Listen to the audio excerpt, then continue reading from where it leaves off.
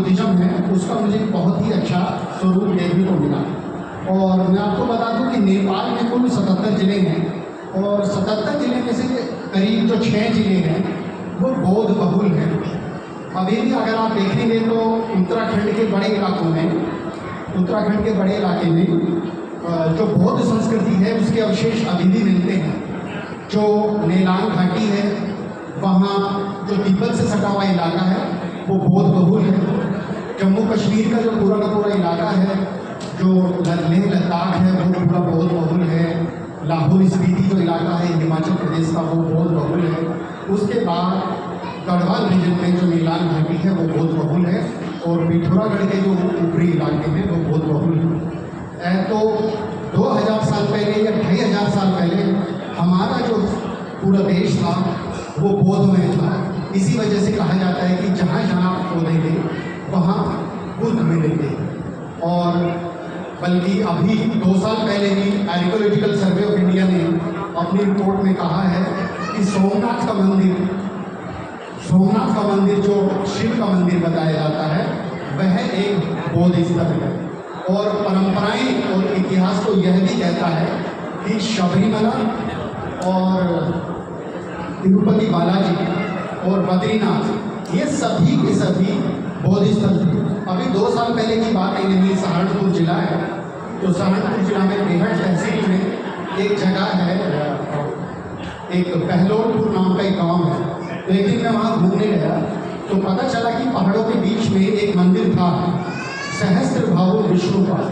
जब वो मंदिर हम देखने के लिए गए तो पता चला कि वे बुद्ध प्रतिमाएं थी और उनको विष्णु बना दिया गया।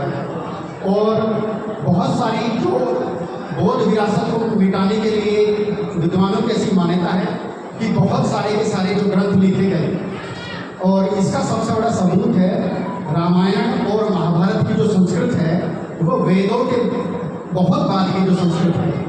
और रामायण में तो साफ साफ लिखा है, महात्मा बुद्ध के विरुद्ध लिखा हुआ है। और जो ब्राह्मणवादी प्रचार है इसमें यह है, इस तरह की शब्दावली उन्होंने प्रचलित की कि जो बुद्ध शब्द है बुद्ध से बुद्धू शब्द बना दिया कि जो कुछ नहीं जानता वो बुद्धू। तो इस तरह का प्रोपेगेंडा किया गया, इस तरह का प्रचार किया गया बौद्धों के मनोबल को तोड़ने के लिए कि जो कुछ नहीं जानता वो बुद्धू है। और इसी तरह का जातिवादी एजेंडे में कि जो गाँव खेतों में काम करने वाले लोग थे जिन्हें कमीन कहा गया है, तो कमीना शब्द जो है वो गाली में तब्दील हो गया। तो हमें ये भाषा शास्त्र को और इतिहास को हमें समझने की ज़रूरत है कि किस प्रकार से जो बौद्ध संस्कृति है इसको नष्ट किया गया, जो यहाँ के मूल निवासियों की जो संस्कृति थी इसको नष्ट किया गया। लेकिन वो तो हमारे देश में करीब 70 साल पहले, जो 65 साल पहले जो क्रांति हुई, बोधिसत्व बाबा साहब भीमराव अम्बेडकर ने पुनः बौद्ध धर्म की जो हमारे देश में अलग जगाई और पूरे देश में आज बौद्ध धर्म को पुनर्जीवित कर दिया है। आज एक आंकड़े के अनुसार 20 मिलियन या 2 करोड़ से ज़्यादा बुद्धिस्ट आज देश में हैं। आज उन्हीं के कामों का असर है कि आज लेह लद्दाख जैसी रिमोट इलाकों में भी बाबा साहब की जयंती मनाई जा रही है। और जो उन इलाकों में जो बुद्धिस्ट हैं, चाहे वो अरुणाचल के रहने वाले हों, चाहे वो लेह लद्दाख के रहने वाले हों, वो अपने आप को बाबा साहब से जोड़ के देख रहे हैं। और एक बहुत बड़ा प्रश्न आता है बुद्ध की तार्किकता का।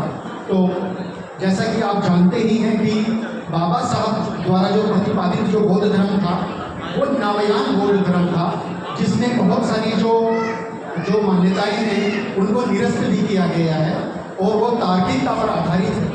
तो मेरा मैं आप सभी का स्वागत करता हूं और आप सबको देखकर मुझे यहाँ बहुत प्रसन्नता हुई है कि आज हम इस पावन मौके पर यहाँ मौजूद हैं, विराजमान हैं। और बुद्ध की जो तार्किकता है उनको हमें अपने जीवन में अपनाना चाहिए। जय भीम, नमो बुद्धाय। धन्यवाद।